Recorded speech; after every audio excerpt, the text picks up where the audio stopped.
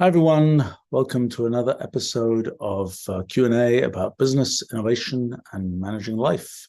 I see there are a number of questions that have accumulated from previous instances and from our submission form. Paula has noticed a new piece I just posted. Was a sort of historical biography about a person called Ed Fredkin, who I knew for about 40 years. Paula asks, what was writing this blog like? Do you enjoy these more biographical pieces more than purely technical pieces that I've written? Well, this particular piece was the most complicated biographical post I've ever written. I knew this person for 40 years, had a very colorful, kind of improbable life, with just a wide diversity of different kinds of activities, some of which I knew directly about, some of which I didn't. A great storyteller, many of the stories deeply implausible. I have a good memory, so I tended to remember these stories. And I was like, I didn't really know if they were true. And including stories that this particular individual told about me to me, which I knew weren't true, which didn't improve credibility.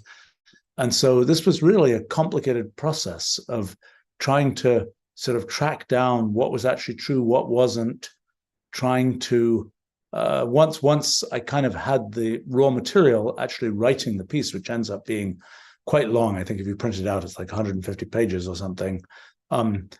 Actually, the writing doesn't take that long, except sometimes what's difficult is when you have really quite a lot of information and a lot of detail, but it's just not that important to the whole narrative you're trying to explain, sort of figuring out how to say the things that are really important to say, not say the other things, not feel too bad about not saying the things that you just were very pleased with having discovered from your research, and perhaps giving some links, if you can, to those things. That's a bit challenging. But in terms of this particular case, I would say the research was the most difficult thing. And one of the things that tends to happen, it's true with all pieces I write, is there's a certain, if one can do all the research first and then start writing, it's much easier than if you are kind of trying to build the plane while you're flying it type thing. The problem is that often you don't really know exactly what you need to explore until you've started trying to explain it, until you've started to kind of sort of lay out the whole narrative. And so you have to do a little bit of this kind of don't research everything, research only the things that are sort of the core, and then fill in the other research as you go along, as you actually start outlining the narrative. But that tends to be one of the more difficult things. And one of the things that kind of drives me crazy with all pieces I write, but particularly these kind of historical biographical pieces, is, you're trying to lay out what was the story, and you think you know what it was, and then some new piece of information comes in, and you realize you didn't get the story right, but you already wrote the story, and then you have to go back and rewrite it. It's very painful.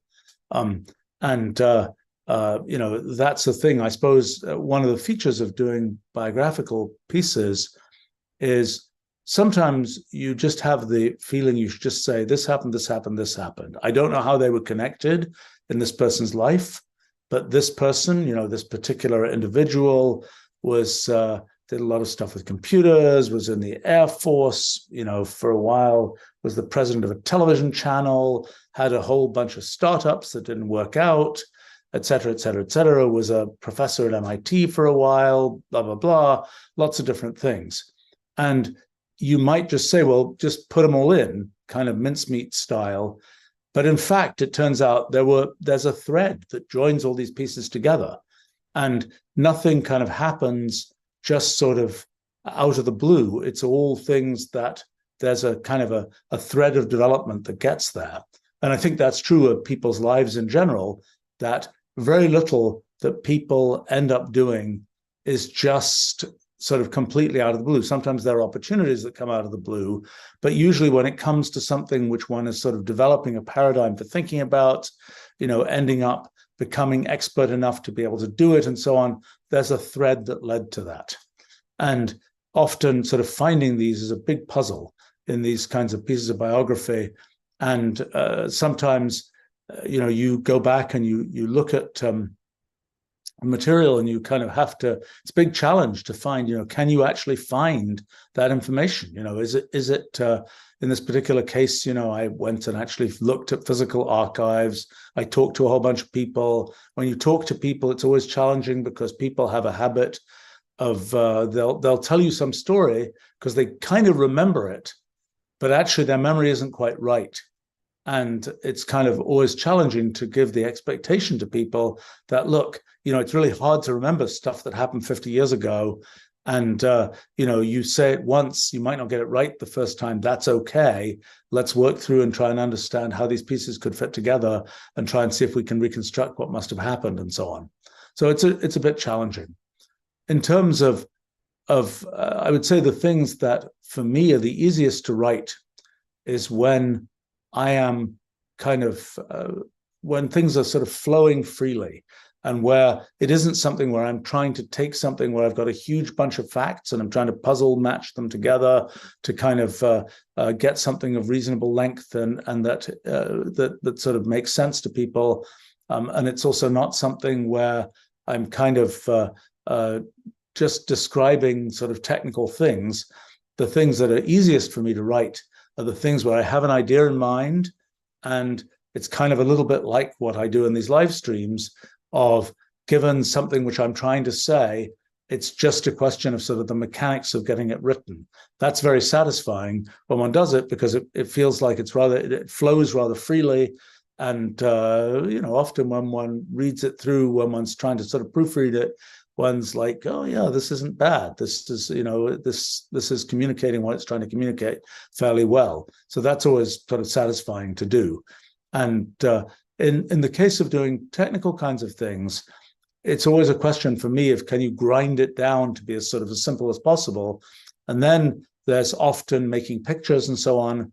And can you make those pictures sort of as clear as possible? One of the things that I always find important is, and it relates also to sort of do the research up front if you can. It's like, make the pictures up front if you can, because the worst thing is that you wrote a description of a picture, you make the picture, then you realize that description just doesn't work for that picture. And then the whole sort of thread of the narrative you've built falls apart. And so, and often when you make a picture only roughly, and you're kind of like, well, there's some effect here. It's really hard to see though. And, I really need to make this picture in a different way so that you can actually see the part that's the most important. But when you do that, you realize, gosh, this picture communicates something a bit different than what I thought it communicated. So I made this mistake years ago of sort of wait to make the nice pictures until you will get to the end of the project.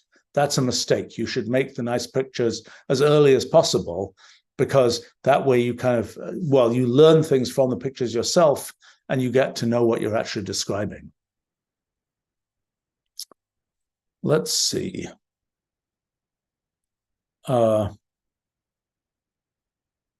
Edis asks, when you first created Wolfram Language and other products around Mathematica and so on, how did you develop a team of engineers and scientists to work on building your vision?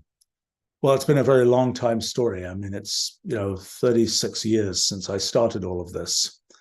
The very early group of people that worked on this, several of them, they're not all still alive and kicking, but several of them are actually still working with me and us all these years later. Some of them have sort of gone away for a while and then come back again. So it's some of them have gone away for quite a long period of time and then come back. Some have not. But that, I would say, over the course of all these years, I've managed to get a lot of very talented, often very long-term people. And, any company develops, particularly over a long period of time like that, develops a certain culture of the types of people who work well in it and the types who don't. And that certainly happened for us. And I think, we can deal with a very wide range of personality types, and which not every company can.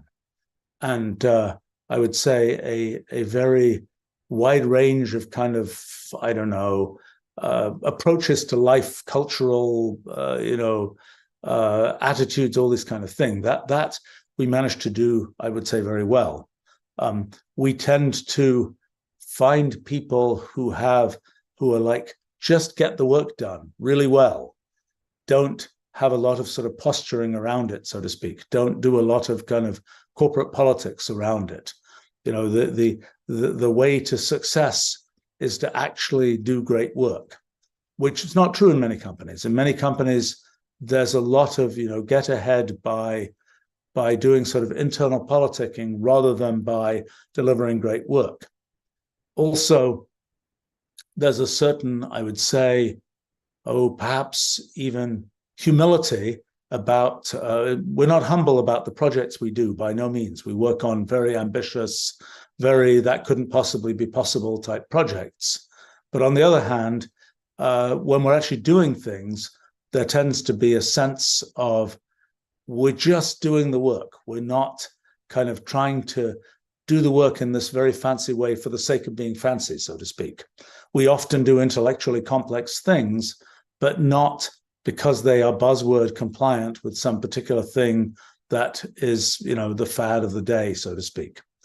And I think people who do well with us have tended to have a certain ability to keep thinking about at all times. It's kind of like, not, well, I can do this very specific thing in a very, technically wonderful way, but when there's anything else that comes along, it's like the giant freight train is barreling down and they don't even notice type thing. It's like, can one actually keep the thinking apparatus engaged at all times? And can one do things where one is sort of independently able to deliver something that is without kind of being led by the nose step by step? That's another sort of important aspect for us. A thing that sometimes amuses me is some of our very long time, very great people I met because they came to some talk I gave or something, and they essentially heckled me with like, oh, that couldn't possibly be right, or whatever else. And, in a sense, that's a thing that's part of sort of the culture is, okay, let's actually ask the question, does this actually make sense? And it's not really a question of, does it hurt somebody's feelings to say this thing you're telling me doesn't make sense? If it doesn't make sense, we want to know it doesn't make sense. And I think that's sort of another aspect of, just say it as it is, that seems to work well for us. Now, many of these attributes in different kinds of companies with different kinds of leadership and so on, very different things will be successful. Like, for example, the ability to deal with a wide range of personality types, that's definitely not always true.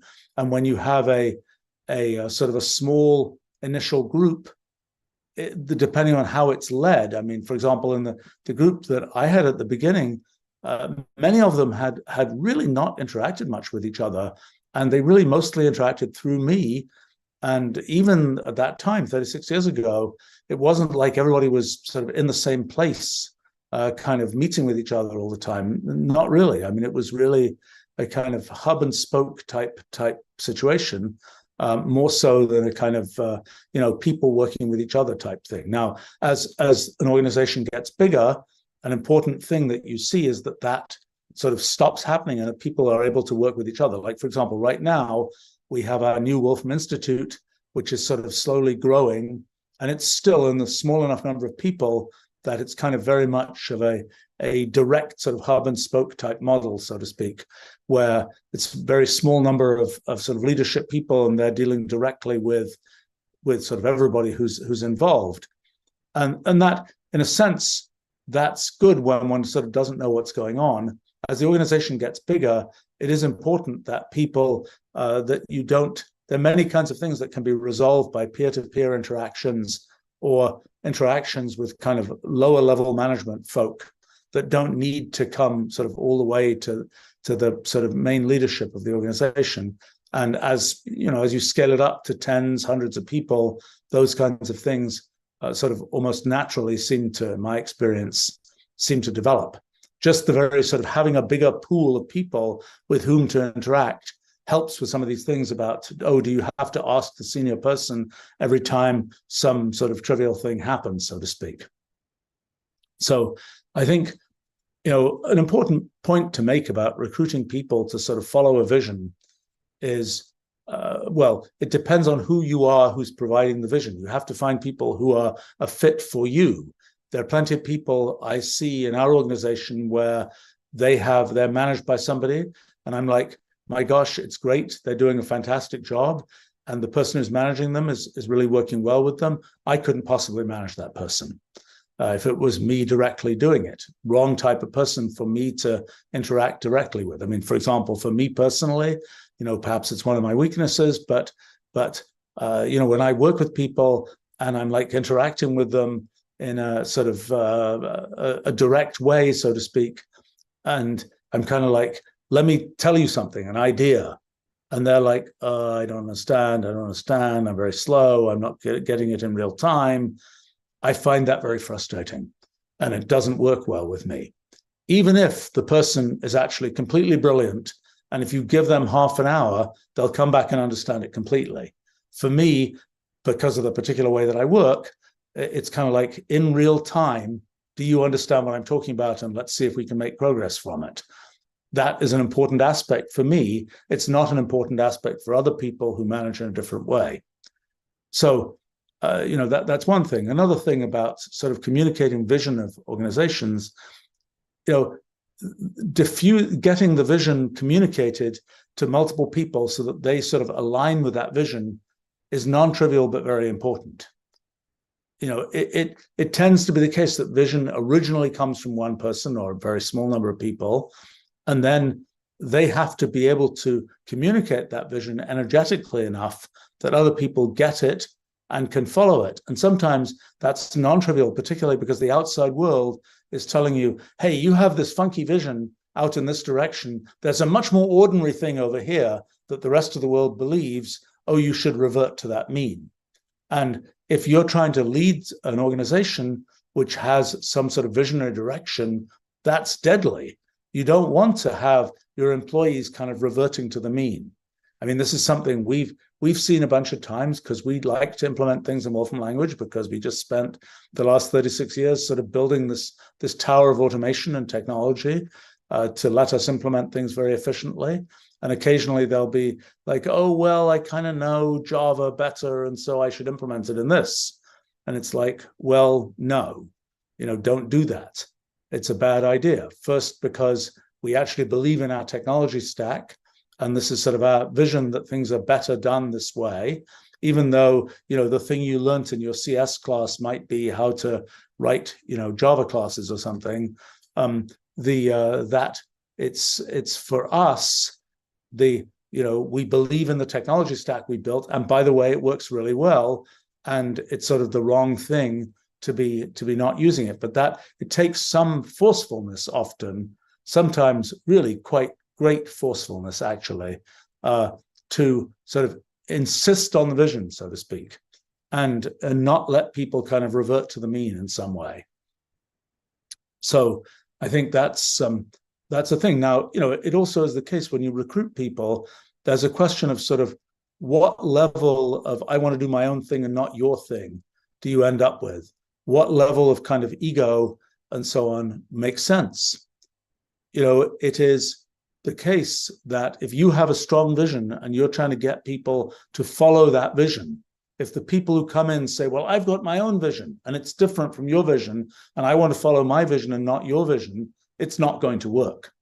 And, I've seen that a bunch of times, that there are people where it's a little confusing sometimes, because sometimes people will come in, they will have like developed something which is kind of like going off in a slightly different direction. It's kind of their own vision.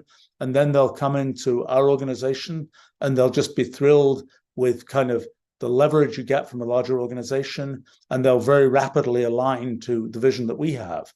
Other times you'll find a situation where people have, I've got my vision and I'm sticking to it more or less. And, it just doesn't work to have them align with the vision that you've defined for the company. And eventually, I end up telling those people, you should go start your own organization.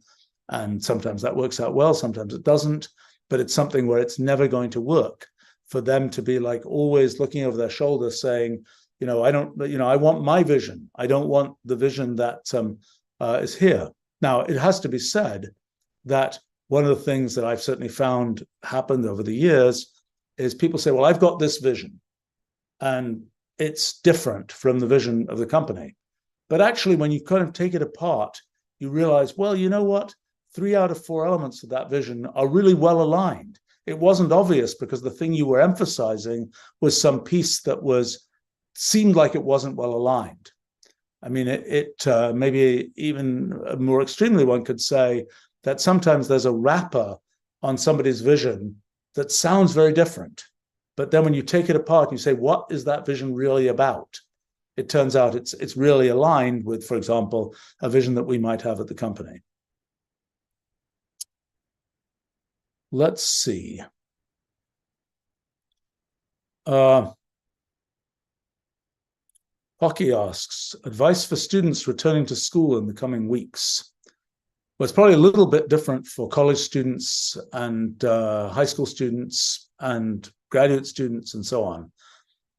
I would say one general thing, particularly probably for the college student crowd, is, go talk to professors and have something interesting to say. It was always disappointing when people go through, they go to some fancy college and they go through and they do all these classes and they've never talked to a professor. It's even tactically a bad idea because, if you're going to go on and do the graduate school thing or something like that, and you go through college not having ever talked to a professor, when it comes time for somebody to write the great letter of recommendation or call their friend who runs the graduate program in such and such a place, that's not going to happen if you never even talk to that professor. Plus, you can learn a lot. That's where a lot of sort of the most interesting learning takes place. A lot of the learning that you get in lectures and so on, well, you could just read the book if you were correctly motivated. But I think, to be fair to professors, so to speak, it's like you got to have something interesting to say. You can't just wander in and say, oh, I didn't do the I didn't do the reading this week. Can you tell me what's in it type thing? That's no good. But, people, some large fraction of people who are kind of signed up to be professors actually are very happy to talk to students who have interesting things to say. I would say there's some fraction who are not. I mean, I have to say, long ago, when I was a professor, I really wasn't that interested in the sort of professoring aspects of things, the teaching aspects of things. I was really interested in research that I was doing. And I have to say, what happened when people would come, people would never show up to the office hours that I had, which I was always like, well, whatever. When they did show up, the conversation was usually, hey, so what are you actually studying and why are you studying it? And it's been, and those were great conversations. And I have to say, and people said, oh, thanks. Nobody's ever actually asked me those questions before. All they ever asked me was about, homework problems or something. And it's been very satisfying. Decades later, some of the people who I ended up sort of doing those sort of random chats with come back to me and say, actually, you gave me some pretty good advice, which I took and turned out to be, important in a career and so on. That's super satisfying for somebody like me. And I do think that sort of going and talking to professors, you can't, each person will have a different set of things that they're interested in talking about and prepared to talk about, but that's a valuable thing to do. I think a thing for students in general, modern students have this terrible habit of being infinitely busy, which I always think is kind of a shame, because I think that if you're so busy, you'll never get a chance to think. You'll never get a chance to sort of realize what you're interested in, what you're not interested in. It's always just, you're doing the next thing, you're doing the next thing. When there's a choice about what to learn, I would say that learning a broader range of things is really worthwhile. Learn things you're interested in. If you try and learn things you're just not interested in, that's going to it's very hard to retain knowledge there. I mean, one of the things that horrifies me sometimes is I'll talk to somebody and they'll say, oh yeah, I learned about this, I did this class on that a year ago. And then you ask them something about it and say, well, I don't remember any of that. That class was a year ago. And it's like, for me, stuff I learned 50 years ago, I remember pretty well when I was interested in it. There were a few things I learned I really wasn't interested in, probably a bit more than, well, what is it now? I probably stopped learning things I really wasn't interested in when I was maybe 13, 14 years old. And, but I still, and there are a few of those that probably my memory is much poorer on. But it's something where, first of all, even when, okay, you're learning whatever, I learned Latin and Greek, for example, which at the time I thought were like, why am I learning these things? I want to be a techie, and that's never going to be relevant. Of course, in future years, it's kind of like have the Latin and Greek dictionary within reach, because I need to, come up with names for things, and those are really good sources for that.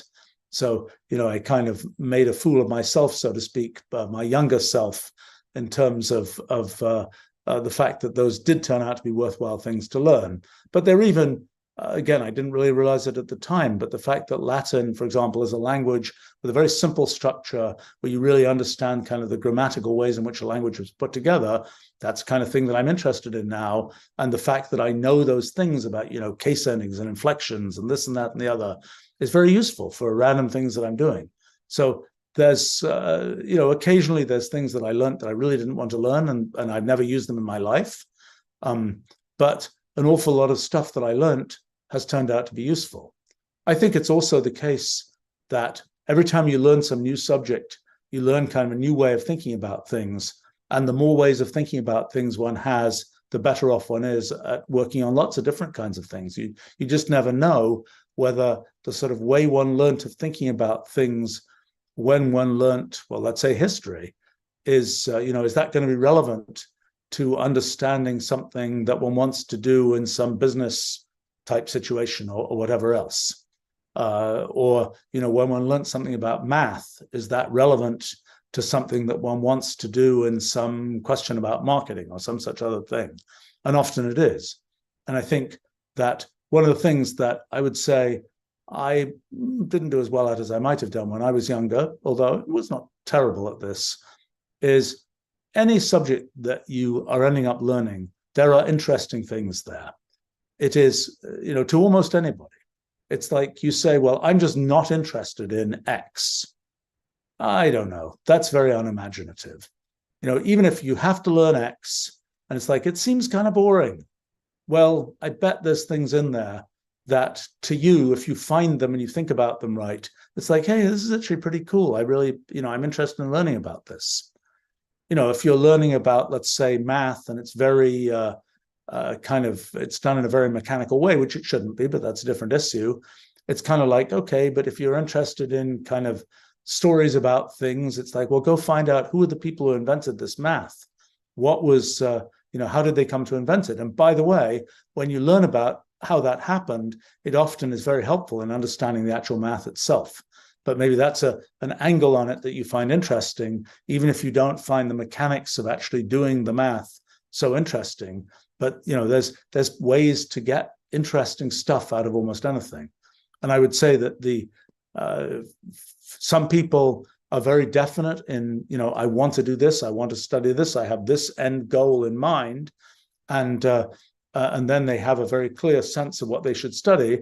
Hopefully, there are some other things that are kind of hobby studies along the way, which they'll just never look at any other time in their life other than when they're students, and it's worth looking at it. I would say another thing about studenting is there's a certain, I don't know, I think there's a certain satisfaction in doing things well, and I think that's always a good thing. But there's also a certain, I'm doing this because I want to get the credential, so to speak. And I want to get the credential because I want to do this. And this seems cool because why? Because, I don't know, it's a good way to make more money or something, or a good way to do this or that.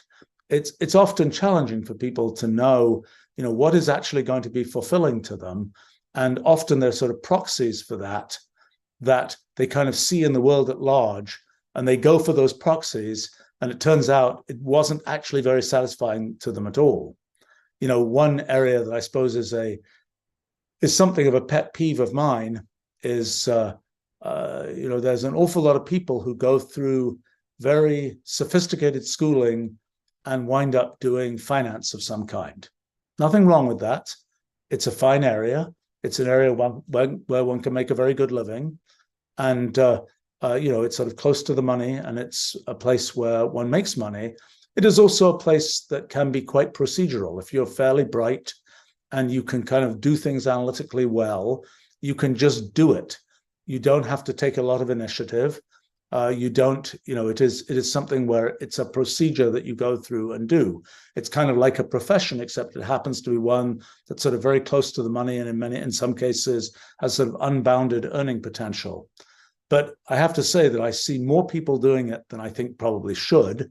And there are people who do it where they really have sort of the capability to do things that they would probably find more fulfilling, more kind of creatively satisfying, but they don't do it because they kind of see the proxy of this is a thing that'll make a bunch of money and that's a good thing to do type thing. I'm not sure I said that very well, but it's one of these things where that has become kind of the default for a lot of people who do kind of elite education and so on, and are very talented in many cases. It's sort of become the default thing to do, and I think that's kind of a shame. I mean, I suppose for a while, I'm not sure I can argue what I mean. My statement might be that you tend to be the most fulfilled if you don't do the default thing, but you find a thing that really is a match for you, and a thing, and maybe this is a little bit of my own personality showing through, that the thing for which you can feel unique in doing it, so to speak, rather than just like, well, I can do it and I can turn the crank like everybody else does. Something where you feel like I'm doing this because I'm the one who can do this, and I'm going to do something interesting with this, and it's sort of unique to me. It at least with my personality or something, I find that much more fulfilling than something where it's like, well, I can do this, but a gazillion other people can do it too, and I'm just here because, well, it's something I can do. A few comments anyway.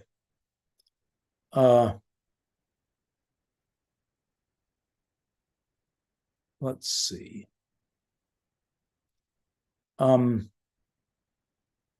Michael asks, any advice regarding trying to promote technology from the future? Well, I can talk about technology I've built or been involved in building, like Wolfram Language and the whole computational language story. It's something where for the last, I don't know, many decades, I've been kind of showing people, look, this is what you can do with things from the future. This is how you can take things that you've been doing in some other way and do them better, faster, stronger, and so to speak, with technology that's sort of from the future. I would say that the sort of just doing taking things that people have sort of tried to already do and seeing how you can do them with computational language and so on, and showing them that's pretty powerful. It should be a slam dunk. That should be the end of the story. You take something where somebody's been muddling around for 3 months and they can't quite figure out how to do it, and you come in and say, hey, look, give me an afternoon and I can show you how to do this. One would think that was a slam dunk. And that it's kind of like they'd be saying, I got to learn this too. But sometimes they say, it's an alien invasion. I don't understand this. I'm confused. I want to go back to doing what I was doing before. To be honest, that's probably an opportunity, depending on the dynamics of what's going on, to say, hey, just hire my organization, me, whatever, as a consultant. I'll just keep doing this for you. And I'll give you that one afternoon as compared to 3 months multiplier to keep doing things, so to speak. I would say it's better when you can kind of communicate that to the person and say, you can do it too. And one of the things I've tended to do in cases where I have the patience to do this is like, you type. I'm not going to type anything. I'm just going to tell you what you should be typing, and or how to go forward with this, and let them be the ones sort of in charge. I think that helps a bit in the kind of transference of and the feeling that somebody is actually empowered to go forward with this kind of thing. Now I have to say, in general, that the real question is, people will sometimes have dived deep into the trenches, and they'll be like, we're going to build this particular piece of code that does this particular thing, et cetera, et cetera, et cetera. And by the time they're down in those trenches, the game is over. They're going to do something in some very mundane, artifact from the past kind of way. You kind of have to zoom out a bit and say, what's the big picture? What are you really trying to do? How can you think about what you're trying to do in kind of computational terms? What if you wanted to take all these things you're trying to do and kind of make functions out of them, make symbolic representations of what you're doing? What is the sort of symbolic representation of this aspect of what your company does, or whatever else? Kind of zoom out and try and understand sort of what is the big computational picture. Sometimes it takes a little bit of kind of, oh my gosh, I thought we already figured this out. It's going to be this detail, this detail, this detail. No, zoom out a bit. Let's rethink this a bit. Let's see whether you can actually come up with a very clean, very kind of understandable and buildable upon kind of computational representation of what you're talking about. And then, by the way, it's only going to take an hour or two to make huge progress with this. I've seen that when it happens, it's just spectacular. And people, usually are just really excited. And, many companies have been built that way, from us figuring out things like, oh, you could do it this way. This is the kind of symbolic representation of what you're doing. This is how you build kind of computational language representations and functions and so on. And then you're off and running. And then, oh, you've got a new idea now. You build on that. You've got a new idea. You can immediately add to that. It's kind of makes big progress and so on. It's really kind of exciting. And I think the same is true what I've seen many times with younger folk at our summer school and summer research program for high school students and middle school camp and so on and so on. One sees people who are like, oh, that all seems difficult. It's a computer, and computers are scary and so on. And it's like, look, let's just look at this piece. And, you can see how this piece works. Oh, that's really cool. And then you can go on and build from that and sort of build into the thing that you're trying to make. And this thing that happens with people when they get fluent in computational language and Wolfram language is spectacular. It's kind of like they can kind of start formulating their ideas in this kind of structured, formal way that they can then share with their computer, and their computer can then help them to take them forward. It's really, really a nice thing to see.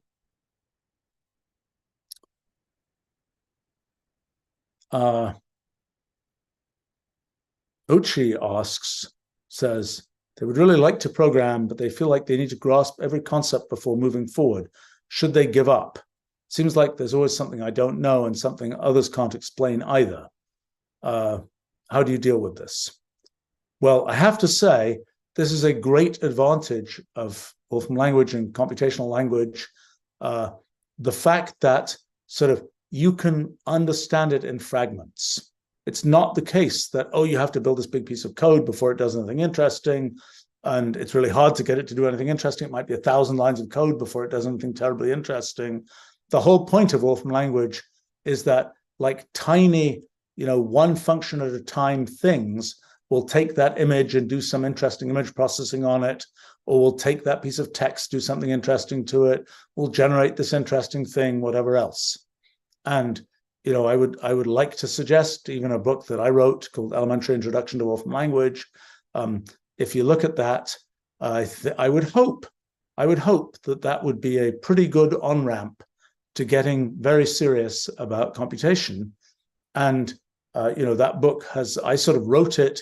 The center of the market for that book was intended to be kind of high school students who didn't know about math and were kind of just starting with computer kinds of things. It's turned out that book has been very useful to people with much more sophisticated education as well, but it did hit the mark with people who were really starting from nothing. And I encourage checking that out. And come back on another live stream and complain if that didn't work out. Let's see. Let's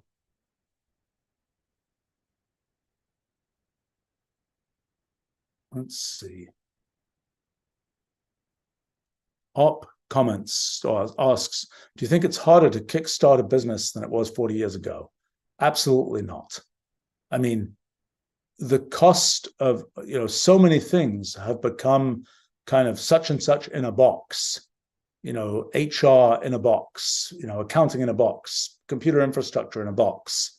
All these kinds of things are things that you can essentially plug these pieces together. And a lot of the kind of infrastructural work that one kind of had to do in getting a business started back in the day has really become much easier. Now, in terms of, and a lot of the channels for getting the word out, if people start hearing about your business and sort of it snowballs and social media and so on, it's nothing like the kind of organized advertising, the complicated cycles of media coverage and so on that existed in the past. So I think it's become a lot easier. I think also the ability to have people working with the business who are very geo-distributed, people don't have to move to a particular place. That's all become easier. All the communication between people has become easier. I think it's become easier. Also, if you're getting investors, the whole mechanics of investment and the understanding of what investment is all about has become much easier. Now, if you're trying to do something that is, out of the mainstream, maybe it's a little bit more complicated. Maybe, I mean, I'm not sure how the balance lines up, because anytime, it becomes a thing to, everybody knows what the seed round is and the Series A round and so on. By the time that's all kind of proceduralized, if you have something that doesn't fit that sort of cookie cutter shape, then it's probably more difficult for the fact that there is a big industrial cookie cutter there, so to speak, a big sort of institutionalized setup for the way that certain kinds of things work. That, that may make it in some ways more difficult if you're trying to do something that is for some reason very different from what has been. But if you're doing something which is fairly, from the point of view of the pure business structure, something fairly aligned with what has been happening in the past, then I think it's easier. I mean, there are, at any given time, there are always crazy glitches that are going on. Like right now, there's a crazy glitch with the expiration of the R&D tax credit that has existed for 70 years. That is the thing that lets companies like ours that spend a lot of our resources doing R&D, that's that allows you to expense that, just like, you pay somebody to do R&D, and it's like an expense that gets subtracted from your revenue in computing your profit and figuring out what you pay tax on. And through a piece of, in my opinion, government irresponsibility, that has, at least temporarily, one doesn't know what's going to happen in the future. Most people seem to believe that it's a temporary thing, will get reinstated. But for the time being, it's like, well, actually, you can't make an R&D oriented company like ours really work if the tax law works that way. Hopefully this gets fixed. It would be a big disruption in sort of all of R&D, and certainly a company like ours, if that didn't get fixed. When I hope that the level of, I mean, it's one of these things that sort of got dropped on the floor and then became a political kind of bargaining chip of some kind, and it's all a big mess. But that's, there are always things like that are happening at any given time. That's the particular one of these few months and so on. And that can cause difficulty in starting some business or running some business or whatever else. But I think overall that I have to believe that it's easier to start a business now than it was in the past. Now, another thing is the question of what the expectations of people getting into a startup are. And I think the fact that startups are a thing and people know what they are, that has good features and has bad features. I think that sometimes the feature of, oh, it's a startup, we're all going to become gazillionaires, may not be the best feature. I think that the idea it's a startup, we're all going to have to work incredibly hard. Well, that's probably true. And it's good that people understand that, so to speak. Let's see.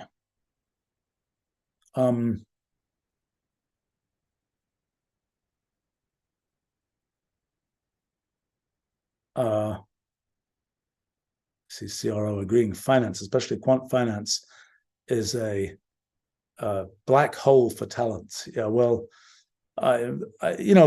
any one of these things, it's interesting when you're on the ground doing it, if you choose to make it interesting.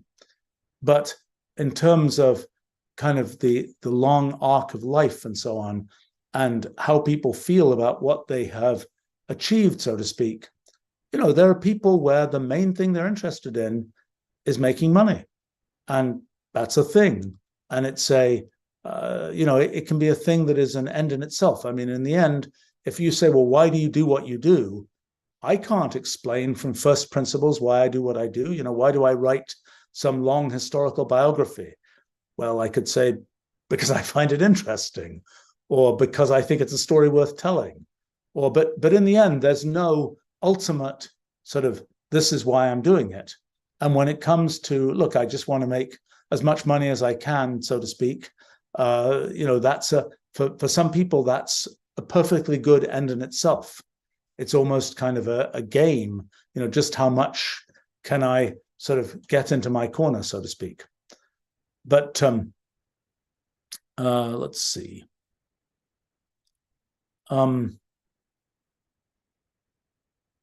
Gosh.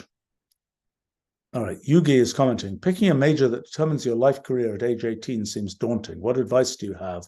I worry about picking something and regretting it later, or feeling like I've wasted my time if I decide to change my major after a year or two. Well, this depends a bit on different countries, because there's some countries where it's kind of, you're locked in. You are doing physics in college. You're doing this in college. You're doing that in college. In the US, it tends to be much more free floating. And although people say, oh, I'm doing pre-med and I have to do this class and this class and this class to land in the right place, it's usually the case that there's a lot of wiggle room in what you can do. And I think the most important thing going forward in the future, as the world sort of evolves, learning to think and learning a lot of facts about different things, these are both really worthwhile. And sort of, if that's what you achieve in college, that will be a good thing. I think that there are subjects that probably are more kind of things where there's sort of a complicated hill to climb, but that hill is very useful for a lot of things you do. For example, physics has always been a very good export field. People study physics, they go into biomedicine, they go into finance, they go into all kinds of different areas. For some reason, and I have to say, I think it's almost physics has gotten a free ride on this, because it is the science that is both quantitative and involves mathy things. It also involves a certain degree of precision and so on. But the actual detailed facts of physics are not going to be relevant if you're going to do, I don't know, some kind of thing in computer systems optimization or something.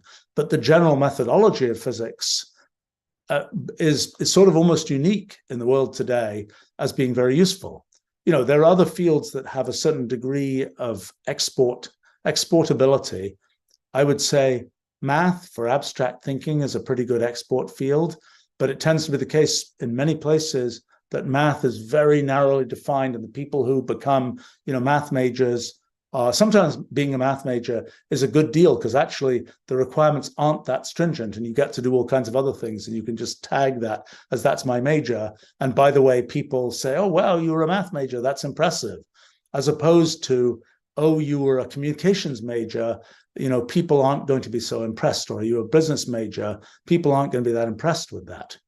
It's these things which seem like they are, taller hills to climb, are things where you both learn more sort of the general thing of thinking, and there's something that stands you in good stead in lots of other kinds of things you might want to do. I mean, like, for example, if you go get a degree in biology and then you want to go to math graduate school, that gets complicated. If you get a degree in math and you want to go to biology graduate school, that's going to be a much easier path. And I think in another field that is a very complicated, messy field is computer science.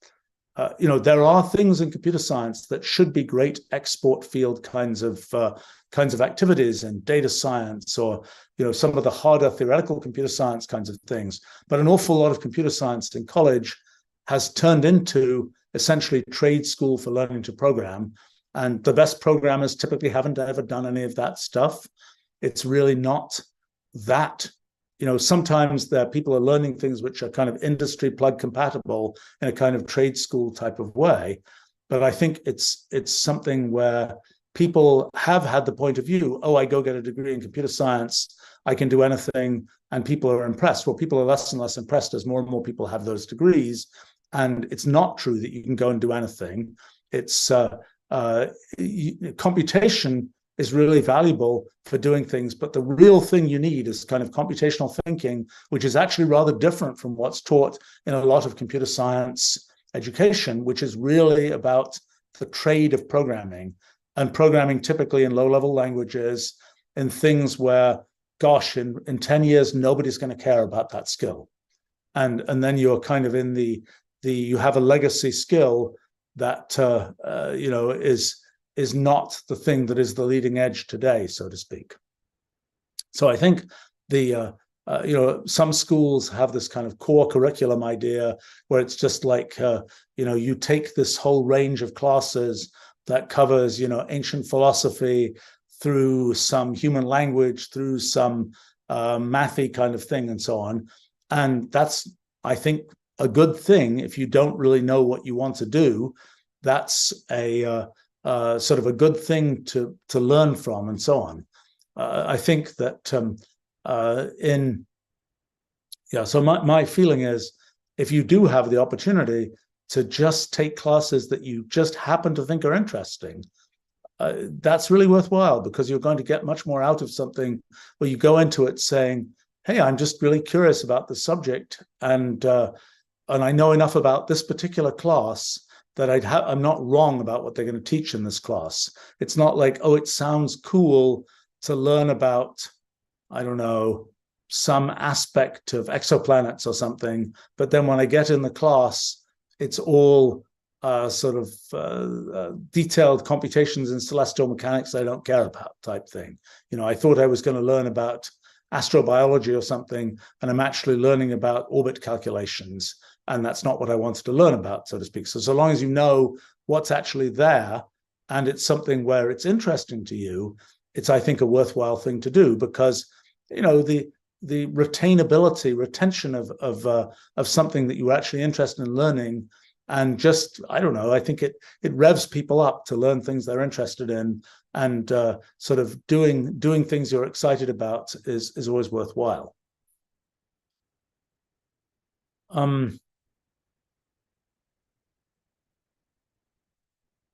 Let's see.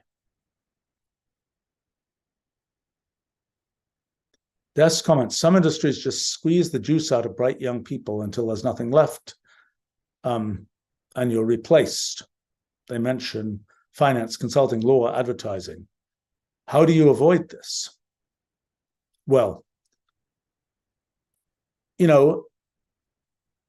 most of those fields, you go in, you're a young person, it's kind of like you can be run ragged 100 hours a week, and you don't want to be doing it. That's a total lose. If you're like, I love this stuff, I'm really excited, I just want to go, write another brief just for fun if I'm a young lawyer or whatever else, or I want to, if you come away from it saying, I'm just excited, I've worked on this for 100 hours this week, and I want to do more. I mean, for much of what I've done in my life, that's the way I am. I worked on it for 100 hours this week, but I really want to spend more time on it. If you get to that, if you find the place where you get into that situation, it's just a huge win. Now, can you find that? I don't guarantee that every single person can find the thing that they want to spend 100+ hours a week on, but I think a lot of people can. And I think it's one of these things where there are these fields where there's a very well-defined track. You went to this fancy college, you can kind of, you go to the job fair, they have good cookies at that booth, the people there seem like, and they tell you, oh yeah, you just do A, B, C, D, and you've got a job for the next 30 years. And it seems easy, and you just say, I'm going to do that. That's not the formula for getting the best outcome. I think that spending more effort to understand what it is you like and exploring different kinds of things, doing some research about companies, organizations, whatever that are out there, and saying, well, what is it that I actually want to spend 100 hours a week doing, and I'm going to be excited to do even more than that, so to speak. If you can find that, it's great.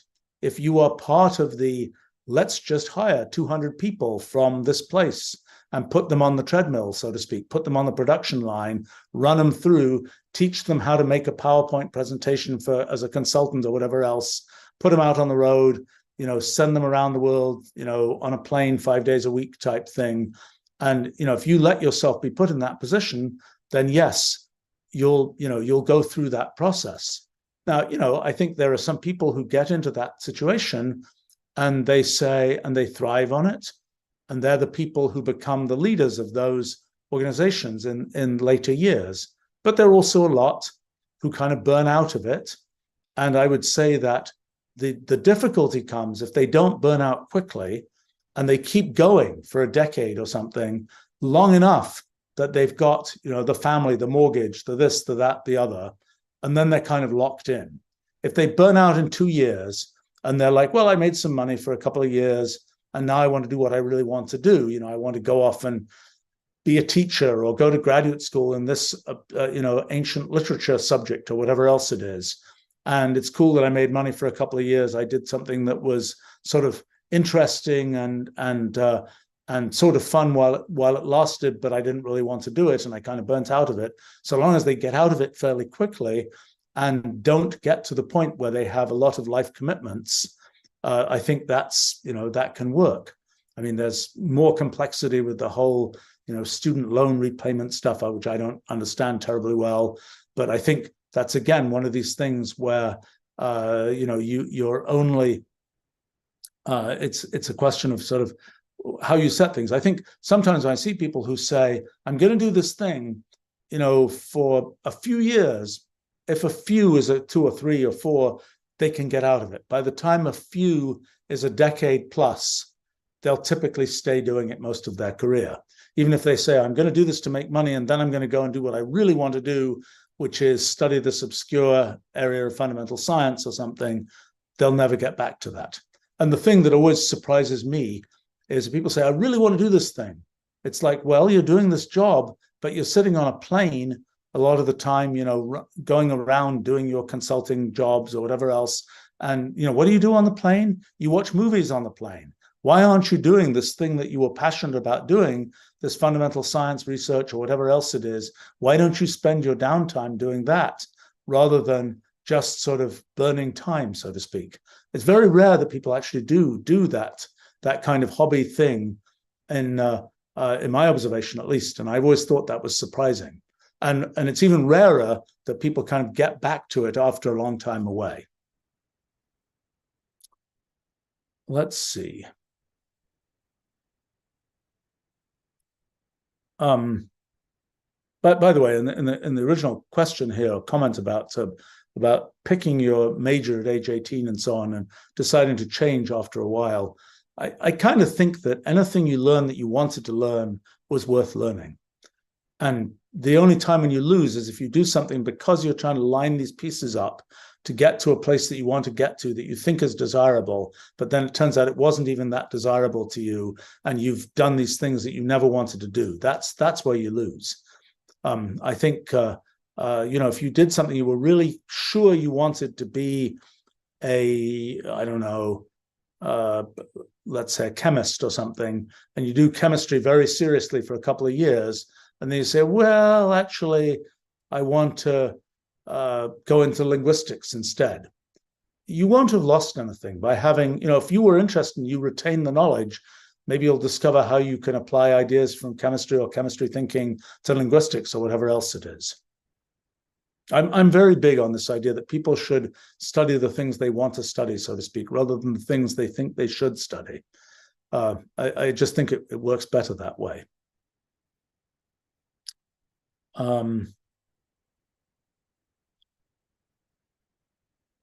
Let's see, Running Crocodile asks, what do you think is the best way to organize creative work? Personally, they say, I don't think much of creative work is possible to formulate in a step-by-step plan off the bat. I agree. I think as one gets more experienced, one has a better sense of how to kind of lay out, this is the kind of table of contents of what I want to do. And, it's always good to have sort of a concrete instantiation of the thing you're doing. Just this idea, at least for me, of I'm just going to think abstractly about this thing and I'm going to do that for months. That doesn't really work very well for me. I have to be writing programs. I have to be writing text. I have to be even giving talks about things, talking to people about things and so on. I have to be doing something sort of that concretifies what it is I'm doing. At least for me, that's important. And that helps structure. It helps not make it seem like, oh, I'm just being creative and I don't have anything to show for it. It helps have some rhythm of making forward progress. Now, in terms of how long will it take, what's involved in bringing this to closure, it's very hard to predict. I mean, I've done a huge number of projects of utterly unbounded difficulty. And it's often what you find is if you get fairly experienced at it, you're in this project and you had a goal. And it turns out that goal is actually unachievable or is even the wrong goal. It's like that was the goal you thought was the right goal. But then you realize as you get partway through, you realize there's this amazing other thing that becomes possible you didn't realize was possible. Then you switch goals. That's a really worthwhile way of managing kind of the unboundedness and unpredictability of creative projects is you get a certain distance through the project, you realize there's another goal that was more interesting even than the thing you originally thought was the right goal. And that's the way you manage kind of the size of the project. I have to say an awful lot of times when I've done things, well, that's happened many times, but also I've got this basic concept of this project and I've got this essentially table of contents of what I'm trying to do. And I really am just working through that. And that has worked for me an awful lot. If I don't have a concept at all, if I don't have an initial idea, if I haven't if it's a product, it's like written the marketing page, so to speak, or a draft of it about the product beforehand, or written kind of the summary, if it's a document, I won't get it right. But I've got to have at least in my mind some kind of, this is the big picture of what I'm trying to do. Otherwise, for me, it's very hard to kind of map, what one should do and kind of make a coherent thing that makes sense. So I think, again, what I'm saying is do things where you make incremental progress. You're writing something, you're doing something like that where you can see I've got this piece done. And if you end up having to stop for a while, that project, you can go back and, when you restart, it's like, okay, I know where I was type thing.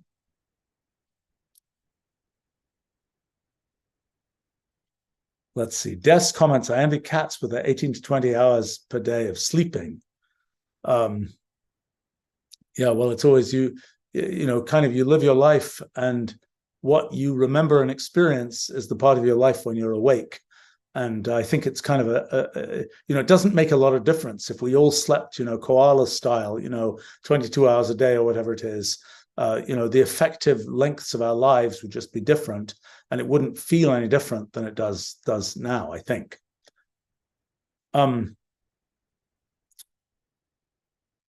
Let's see. Giovanni asks, if you're running a business, is it necessary to have knowledge or an ability to run any aspect of the business yourself, or can you rely on people to run those areas for you? I have a pretty strong point of view about this. I think, you start a company, day one, kind of the CEO has to do everything, know everything. I think any area of the business that you don't understand, if you're running the business, will not work well. That's been my uniform experience. There are parts of the business where I decided it's just not that important that this work A plus. Some infrastructure kind of thing, some sort of just transactional aspect of the business, so to speak.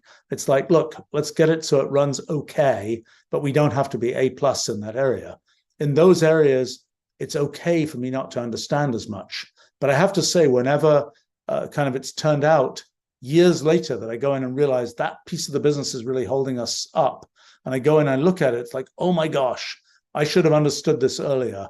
It really went way off track because I didn't understand it. I couldn't provide leadership for it. The people who were working on it didn't realize that I cared about it, et cetera, et cetera, et cetera. I would say that it's really important, actually, for people who lead companies to understand as much as possible about what's going on in them. And you might think then people who work at those companies would say, why am I here? The boss could do all this work for me.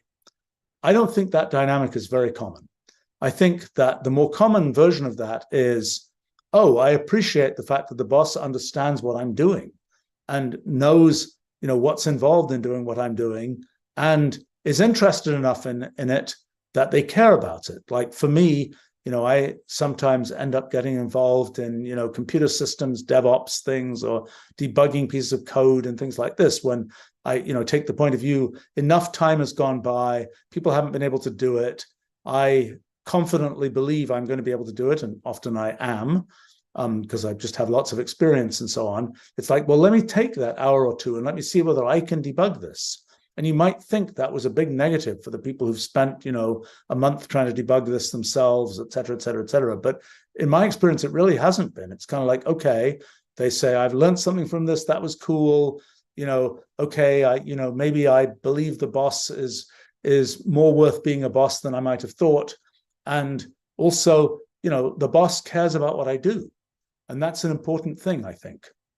And, the thing that I've tended to take the point of view when people say, I'm an expert, just trust me, this is the right thing to do. I suppose I have enough confidence and so on that I never really go for that. I'm always like, you should explain it to me. I need to understand it. I can understand anything, I claim. And just explain it to me. And sometimes I'll make mistakes because the way of thinking that's relevant in whatever area they're talking about, I don't quite have. It's kind of like, I don't think that way. And it takes me a while to adapt to thinking that way. And the first time around, it's like, explain it to me. And they really, really can't explain it. And I'm just like, well, I'm not going to do it then. Or, we're not going to go in that direction then because you can't explain it. And sometimes I realize I was wrong. Usually I was wrong because I hadn't really gotten in the groove of thinking the way I should have been thinking in that particular area. But I think it's a good general principle of, have people explain to you what they're doing. I think that way also, when you're hiring people to do those things, what features they should have to be successful for your organization in doing those particular kinds of things. And I think that's, that's worthwhile. I mean, if you say, I'm hiring a marketing person, but I have no idea what's involved in doing marketing, it's pretty difficult to interview a person for a job which you don't understand. So, sometimes people say, well, I just don't know anything about it. I, the leader, don't know anything about that. Well, you should learn something. And, your experience in other areas will stand you in good stead in learning the particular new thing that you want to learn. There's a lot of transferable skills that way, plus just the general ability to sort of keep thinking is really important in applying yourself to any area. Let's see.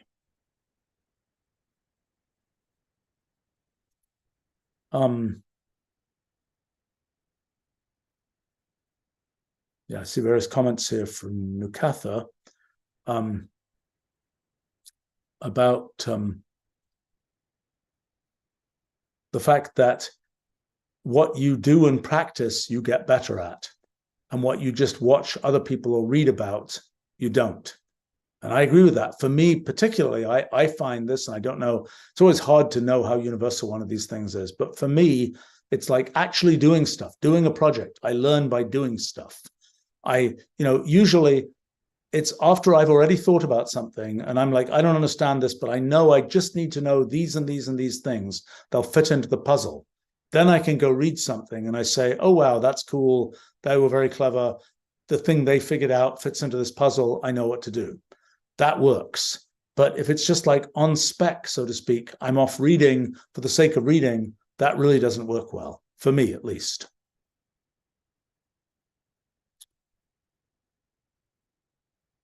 Let's see.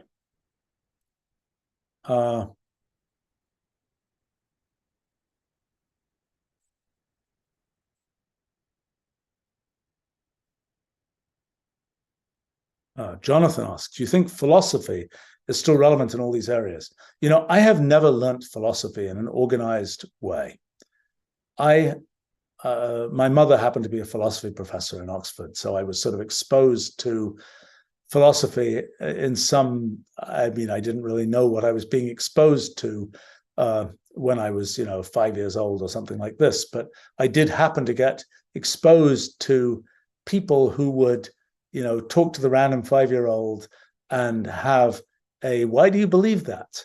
What's the, what's the argument for that kind of discussion, which I think probably for me in the trajectory of my life was a super useful piece of early exposure. And I think kind of learning how to think about things, learning questions like that. Why do you think that's true? How could you know if that was true? What would a different question, not so much in philosophy, is like, what would be a question that will be worth asking about this particular kind of thing? These kinds of things where you learn to think about things, those are really important. Now, knowing what Plato said versus what Aristotle said, versus what Epicurus said, versus what Locke said or Hume said or whatever else, I have to say, I am quite negligent in some ways in learning all of that stuff. And in fact, in recent years, I've made some effort to really learn those things. And for me, sort of in my perhaps maybe egotistical way, I learn it best when it's like, okay, I now understand a bunch of stuff from our physics project. Let me go understand what Kant said and how it plugs into what we are now saying. And that for me is a better, more plausible way for me to understand things. I mean, the number of times I've sort of vaguely tried to understand arguments that Kant or for that matter, Plato made sort of in the abstract has been much more difficult for me than, I'm actually thinking about kind of these questions about the foundations of mathematics. Let me understand, what did Frege really think? What did Plato really think? Et cetera, et cetera, et cetera, once I've got my own view of what's going on. But this question about learning to think about things and learning how to make arguments and learning sort of how thinking fits together, that's super important. It's really, I would say that this moment is kind of a high point in terms of the relevance of philosophy in the world. And that's true in, I would say this is a point where sort of structural things about the way that the world works may change. I think it's interesting that a sort of high point of philosophy, an earlier high point of philosophy, was kind of 1600s to 1700s, which was the time when sort of things like modern democracy got underway.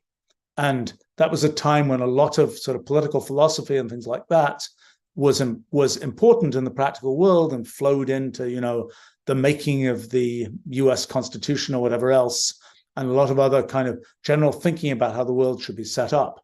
I think we are about to be at such a time again as we start to see sort of more of the effects of AI and what can we delegate to AI and how do we think about AI and how do we think about kind of our responsibilities to AI, of AI, et cetera, et cetera, et cetera. I think that a lot of the questions quickly boil down to questions which are long-term questions in philosophy, although they have been given a different spin and a different urgency by the things that we're now confronted with. And I think this is a moment when, that's an area where probably even knowing what Aristotle said, so to speak, is probably even useful. And being able to do the exercise of taking apart what Aristotle said and seeing, do we believe it now? Do we not believe it now? Et cetera, et cetera, et cetera, is is really worthwhile. I mean, when I was a kid, I would always say, this philosophy area, it's just crazy. I mean, people are still arguing about things that they've been arguing about for 2,000 years. I want to work in a field where there's progress, like science, for example. And I have to say, I'm not sure that my younger self was quite right about that, because philosophy is a deep area where there's kind of, yes, you're arguing about the same things you did 2,000 years ago, but that's because there sort of isn't a cut and dried answer, given, it's a broad and deep enough thing that there isn't a cut and dried answer. And it's the kind of thing that it's worth continuing to talk about, so to speak. So I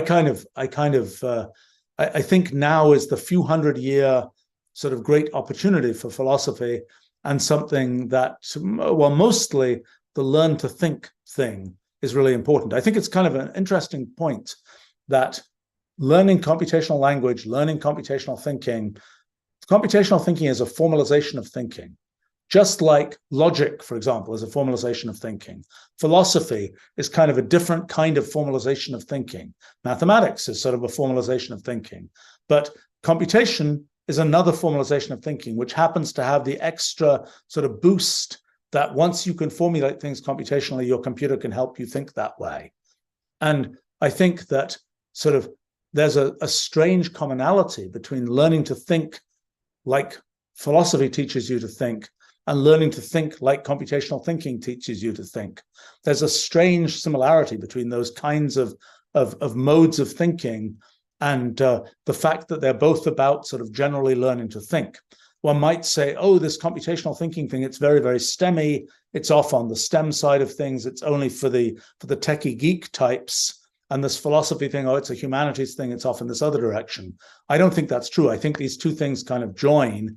And I think it's all about kind of general thinking. And that's a really worthwhile thing to learn. I mean, I have to say, in terms of what to learn, both the general idea of thinking is really important, and facts are really important. Facts and ways of thinking that exist in different areas, these are really worth learning, because kind of you can have all of the abstract thinking you want, but unless you can anchor it to facts in the world, you don't really get very far. That's kind of the way that you actually have the kind of the steps to walk up, so to speak, as opposed to just being able to sort of operate your legs without having to actually have anything to walk on, so to speak. Let's see. Recursive asks, how do you deal with falling down the recursive rabbit hole too much? Because this makes learning about a specific subject extremely slow.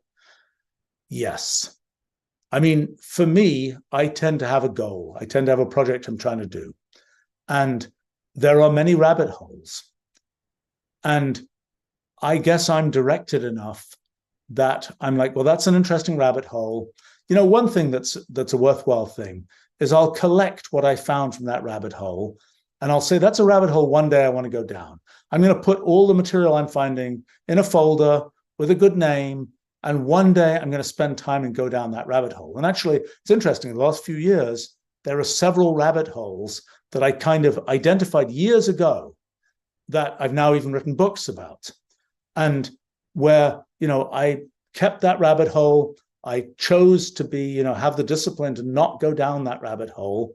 And then, I left it, I collected those things. I didn't feel bad about not going down the rabbit hole because I had collected the material. I'm like, I know I can go down there sometime. I don't have to do it today. I'm not losing anything by not going down it today because I'm collecting all this material. Let me go down it in the future. It's kind of like when you wake up and you have an idea, when you're asleep and you wake up and you have an idea, and it's like one of the things I've learned is you got to write it down. Otherwise, you can't go back to sleep. Like, you write it down. It's kind of it's done. You don't have to have it in your mind. It's like you go back to sleep. If you're trying to keep looping, and I better keep that idea. And commit it to memory. It's a different thing. I think it's sort of the same kind of thing with rabbit hole avoidance, so to speak. So long as you kind of know you can go back to it, and you don't feel sort of psychological trauma for having lost that rabbit hole, you can kind of just keep going. Prab asks, what do you make about company governance? Is there a best way to set up a company board? Oh, I don't know. that's a challenging thing. The problem with boards is they tend to diffuse responsibility, and there may be a few people on the board who are like very energetic, and then everybody else is just kind of hanging out, and you don't know sort of, I think I would say I don't have brilliant suggestions about this. And, for many years, I wouldn't agree to be on any boards. Eventually, I agreed to be on some. I always found that I was a weird fish on all of them. I have been a weird fish on all of them, because most boards, most people say nothing. For me, I'm in some meeting, whatever, I'll either just shut down and really not be able to pay much attention, or I'm going to be talking a whole bunch. And, people say, oh, there's a lot of good suggestions. You actually made a bunch of suggestions. Nobody ever comes here and makes suggestions. The thing with boards, I've been an advisor to many companies, and that's a slightly different dynamic, because that's typically sort of CEO counseling of some kind, where it's kind of like, I'm only talking to the CEO. And, it's kind of like, I often find it even confusing to talk to other people in the company, because I know the view of the company through the eyes of the CEO. And if I start hearing from other people, it's like a huge amount of work to piece together all these different views of what's going on in the company. And you can provide useful advice by kind of, if the CEO is going to implement the advice, sort of giving that through the CEO is much more useful than talking to the CTO or something and giving some separate piece of advice that doesn't match properly, and so on and so on and so on. And I think, so, people generally say that by the time a board is getting involved in the detailed operations of the company and talking to, people in the organization, that it's sort of doing the wrong thing. And that is probably true, but I've just seen an awful lot of boards where they really should have done something and they really didn't. Perhaps the most useful thing you can get, sometimes boards are kind of forced by investors and things like this of, yes, we'll invest money, but we want somebody on the board, not unreasonable from the point of view of an investor, so that you can kind of get some visibility into what's going on. And maybe if you think highly of yourself, your representative on that board will be able to give good advice. Unfortunately, that's often not the case, because often that representation on a board is, there are other forces at work for the investor about aligning with other parts of their portfolio or whatever else that are not necessarily super useful. And there tends to be I heard this from so-and-so. And the board member will say, you should be doing this. And the management will say, no, that's a bad idea. And, and then there'll be a huge time waste, because the board person has really not correctly sort of internalized what the point is. It's also the case, if you're involved in boards and even being advisors to companies, sometimes it's like totally obvious what the company should do, and they do the exact opposite, or they go sort of off the track, and it's very frustrating. And it's something where, I've learned you only go so far. You kind of take the horse to water, you kind of try and put its head near the water, but if it just won't drink, you give up, because you can spend an awful lot of effort telling people you really, really, really should be doing this, and they don't do it. And, I've had the experience many times when I've done that and I pushed reasonably hard. And then a few years later, the person who was running that company, which is by that point, let's say, failed, comes back to me and said, damn it, you were right. I wish I'd done that. And it's like, okay, well, that's, that doesn't give me any, it's useful for my sort of database of, did I give them the correct advice? But it's like, well, I wish you had done that, everybody would feel better now, type thing. But, I don't know. I don't have a great theory of how to make a good board. Sometimes I think having people on your board who, people on your board are going to care a bit about your company. They're going to feel part of it. And if you need advice about something, that's a good thing to, it's good to have people on your board who can ask for advice. Some people are better at giving advice than others. Advice is always through the lens of the giver, and it tends to be what worked for them, so to speak. And sometimes it's like, it's got to work for you too. And sometimes there's not as much admission of, this is the way it works for me. But it might not work for you. I mean, I try to remember that point when I give advice, that it's always through the lens of what's worked for me. And although I've seen a lot of stuff of what's worked for other people, I have to remember that problem, so to speak. Let's see. I should probably go back to my day job here, but is there anything else I can quickly answer? Oh, wow, a lot of interesting questions here. Maybe more suitable for some of my other live streams. All right, there's one here from Giovanni. All right, let's try and take this one. It says they're really curious about thoughts about UAPs. What's their opinion about what's going on? UAPs are the modern name for UFOs. Unidentified aerial phenomena, I think, is what UAP stands for. Yeah, I've been a little bit involved in this just because, to me, sort of things you don't know and things you don't understand are always kind of interesting. And particularly things where there's been where there's a lot of smoke of a lot of people saying, oh, we've seen these things and this and that and the other. There's usually fire of some kind. It may not be the fire you think there is, but there's usually something going on. By the time people say enough, this or that's going on, there's usually something there. Now, I have to say, I think it's a funny thing to watch in the kind of political arena. I don't really don't know much about politics and don't follow it that closely, but I kind of feel like sometimes it's like, let's release information about UFOs today because it will distract from this other thing that we don't want people to be paying attention to. That's the cynic's point of view about some of this.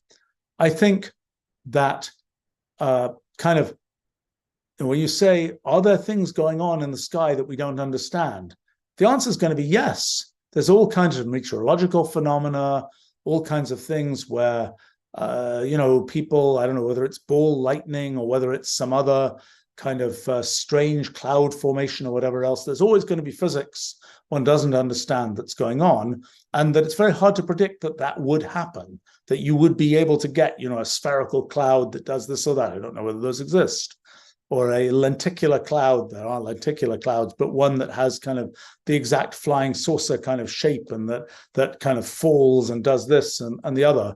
It's very hard to predict just knowing the equations of fluid dynamics. One doesn't sort of say, oh yeah, I can predict. This is a consequence of this whole computational irreducibility idea of mine, but it's a sort of an obvious feature. You don't immediately get to predict this is what's going to be the phenomena that can occur. So there'll always be unexpected phenomena. Now, it's like this whole question about, are the aliens visiting us type thing. This is a philosophically complicated question because sort of nature is an alien intelligence. All the things in our brains, there are all these neuron firings going on. That's just some physical process that we happen to be very proud of and keen on because it's the way our particular brains work and et cetera, et cetera, et cetera. But, you look at the average, pulsar magnetosphere. It has all kinds of complicated things going on and all kinds of things. And every so often it'll produce this big radio pulse and it'll do all these things. And it's like, how do we distinguish that from the stuff that's going on in our brains? And the answer is, at some sort of deeper philosophical level, we can't distinguish these things. It's just, we have our human intelligence, and then everything else is some kind of computational process, just like we're a computational process, but it's a computational process that isn't perfectly aligned with us humans. And the same is true, for AI. We're having something which is, again, a computational process that we've actually tried very hard to align with human thinking, but it still has aspects which are not aligned.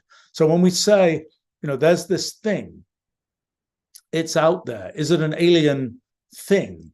You look at the red spot on Jupiter or something, and you say, is that an alien thing? Is that some kind of, can we think of that as some sort of, alien something or other? Can we even think of it as a piece of, alien technology? Is it this thing? Well, yeah, it's this thing that has this very organized pattern of winds, and it's been lasting for hundreds of years and so on. And it's kind of like, is that a technological thing? Is that, what is that? And usually the thing for us humans is, can we apply it to human purposes? If we find out that I don't know, the red spot on Jupiter, we can do some new special, it's pretty hard to get to Jupiter, but let's say we can do some amazing process of purifying some type of crystal or something by dropping it into the red spot and having it zoom around there like a centrifuge or something. I mean, I just made that up. I doubt that that's a real thing, but can we make use of this thing for our technological purposes? And then we might say, well, that's kind of an alien piece of technology that we're making use of there. So, I think there are a lot of definitional questions, but I think, if we say, is it like, the guys from Torsetti, dudes just like us coming in their spacecraft and with a weird, language that that's a bit like ours? No, that seems deeply, deeply implausible to me. One of the things I like to think about this construct of what I call Rullial space, the space of sort of all possible ways of having a model for how the universe works that sort of all get packaged together in this thing we call the Rulliad. And it's kind of this question about how far apart are different minds in Rullial space. Like different human minds might be quite close together. We can communicate pretty easily. Humans to your average domesticated pet, a bit further, humans to a plant, much further, and so on. And I think this is kind of a way of sort of thinking about the distribution of where different sort of thinking things are. One thing I looked at recently, wrote this piece about the mental imagery of alien minds. And that had to do with, among other things, looking at things like generative AI for images and saying, if you just make a generative AI and just go generate something, I'm going to tell you randomly in your internal representation what to generate. It turns out that the region of the space of things you might generate that is populated by concepts we know as humans is like 1 part in 10 to the 600 in particular case that I was looking at. So all but that 10 to the minus 600 of that space is what one can call interconcept space, is space that lies between concepts that we humans have identified. That's kind of all out there as sort of alien concept space. It's not necessarily that it will always be alien to us. We may gradually expand our ways of thinking about things to encompass that. But anyway, so I think it's one of these things where I'm sure there are interesting phenomena to discover. They're probably things we'll tag as being meteorological phenomena rather than alien intelligence phenomena. But philosophically, it's not clear how much difference there is between those two ideas. But I do think it's one of these things where people develop this kind of notion, what should one study? Should one study these far out kinds of things? Should one study other kinds of things? This is one that I think is worth studying because there's a fallback. In other words, worst cases, you discover a bunch of new meteorology. Worst case, you identify a few more meteorites that were, coming to the Earth or something than you did before. Best cases, you discover something super, super surprising that you didn't expect at all.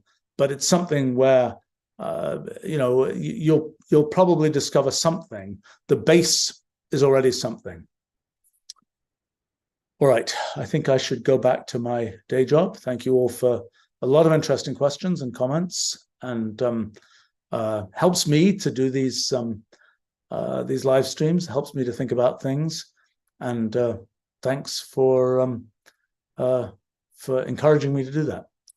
All right, well, bye for now. See you another time.